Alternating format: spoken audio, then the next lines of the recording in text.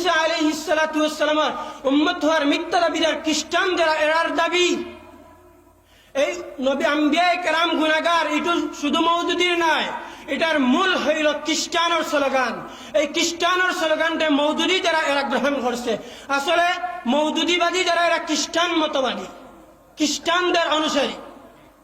এখন ঈসা আলাইহিস সালাতু ওয়াস সালাম রে আল্লাহ তাআলা কইলা যেহেতু আদম গুনাহগার, তে তান পরে যারা আইছেন তার সন্তান যারা সব গুনাহগার, কারণ পাপিষ্ঠর ঘরটা কি পাপিষ্ঠ হয়।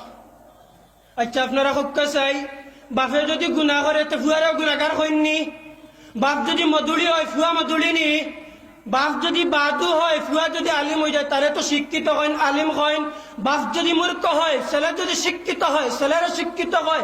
বাপ হইতে পারে মূর্খ। তা আদমে আসলে গুনাহ করছেন না, যদি একবার দরিয়াও নেওয়া যায় আদম আলাইহিস সালাতু ওয়াস সালাম গুনাহ করছেন, তাই বলিয়ে কি আদমের পরবর্তী যত আম্বিয়ায়ে কেরাম রাসূল আলাইহিস তারা কি গুনাহগার? আসলে এটা গুনাহগার নয়, এটা হলো কি খ্রিস্টানদের গাঞ্জাখুরি একটা কথা। এখন খ্রিস্টান বলে হয় যারা আইছেন সব গুনাহগার, আদম সন্তান যারা সব গুনাহগার। এই জন্য আল্লাহ তাবারক ওয়া তাআলার মাকসুদ হইল তাই এমন একটা সন্তান দুনিয়াতে জন্ম দিতা যেই সন্তান গুনাহগার নয়, আর তান্ডে যে মানব এগু কিয়ামত পর্যন্ত মুক্তি, তার কোনো গুনাহ নাই। এই জন্য আল্লাহ তাবারক ওয়া তাআলা হযরত ঈসা আলাইহিস সালাতু ওয়াস সালাম রে পিতা ছাড়া শুধু মরিয়মের গর্ভে কুদরতি ভাবে জন্ম দিছেন, আর জন্ম দিয়া কইছেন ওই ভাই লাগি ঈসা ওই লাগি নিষ্পাপ এক মানুষ, যারা ঈসা রে মানবাই এরা ওই লাগি নাজাত। কোন আল্লাহ দিলাইছেন ঈসা রে, আর দিয়া চুলির কাছে যে সময় ইহুদি হলে দেখলো ঈসা আলাইহিস সালাতু ওয়াস সালাম তারা তো দাবি মতো ইহুদি হলর দাবি মতো ঈসা আলাইহিস সালাম জরত সন্তান, আর জরত সন্তানে আবার নবুয়তির দাবি করে, এই জন্য এন্ডে ফাঁসি দিতে হইব।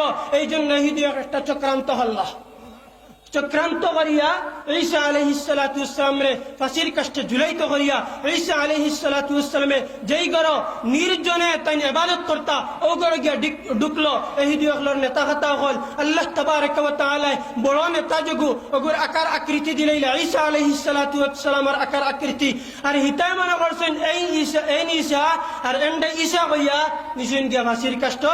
আল্লাহ তাবারক ওয়া তাআলা না না ঈসা রে আমি উঠাইয়া দিছি কি ইন্নী মুতাওফিকা ওয়া রাফিউকা ইলাইয়া ওয়া মুতাহহিরুকা মিনাল লাযিনা কাফারু।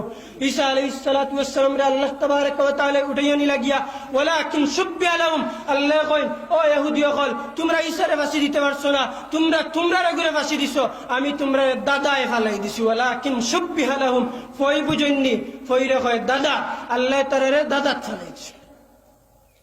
এখন তো খ্রিস্টানদেরা এরা দাবি হইল হযরত ঈসা আলাইহিস সালাতু ওয়াস সালাম রে ফাঁসি দিলাইছেন, আর ফাঁসি দিয়া মারিলাইছেন। এখন আল্লাহ তাবারক ওয়া তাআলা পরবর্তী যত মানুষ ঈসা আলাইহিস